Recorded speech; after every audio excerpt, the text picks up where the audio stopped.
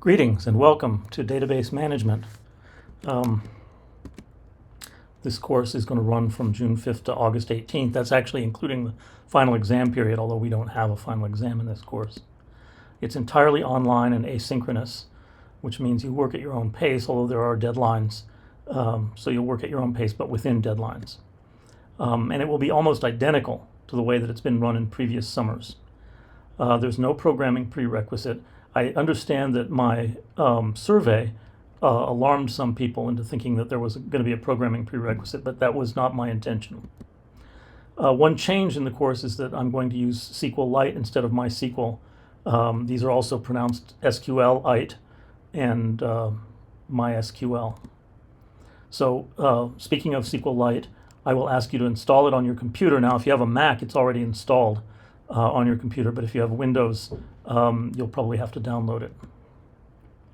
And that was the main reason that I asked for your computer OS on the survey, which I'll get to in a minute.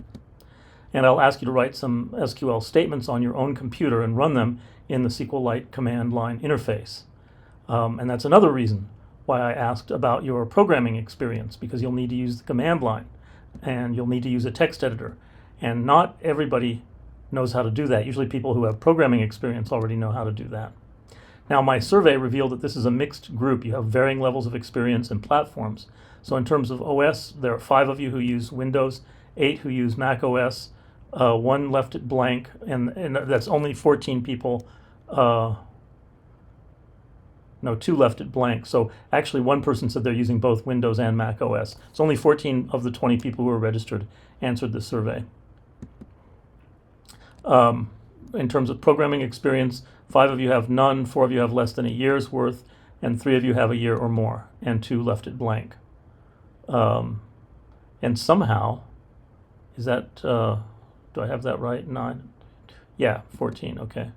And in terms of languages, 6 of you mentioned Python, so this doesn't add up to 14 because some of you mentioned more than one language. A couple mentioned R, 3 mentioned JavaScript.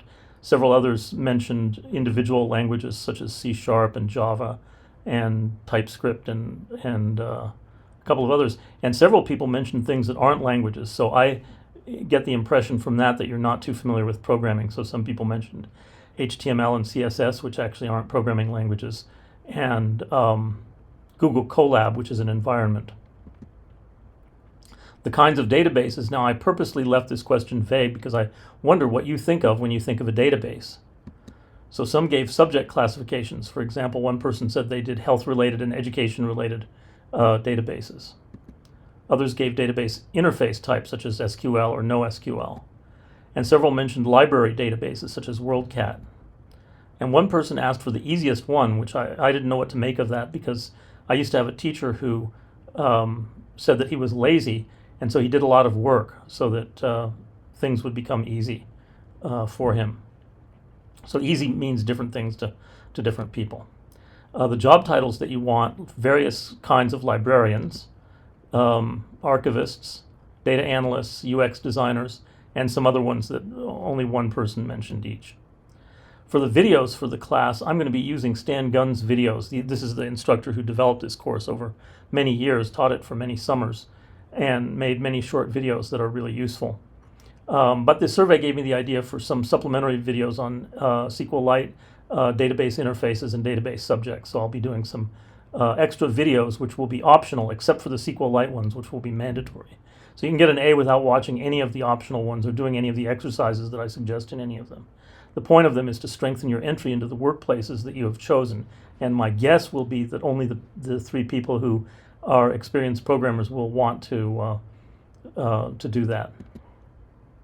The course level is intended to be very easy. There are short videos, light reading, and small exercises. There will be no group work, although group work is advertised in the course description, I think. And there will be no exams. And so it should be easy to stay up to date, and it should be easy to contact me either by email. I should have put my email address here. It's in the syllabus. Or by Zoom. And don't be afraid to contact me in the middle of the night or on the weekend or whatever. Just prefer to contact me rather than to try to go it alone if you're having problems. The only danger I perceive is that you'll fall behind because of lack of peer pressure. So that's an endemic problem to online asynchronous courses. And if you can guard against that, you should excel. Thank you very much for your attention, and I look forward to chatting more.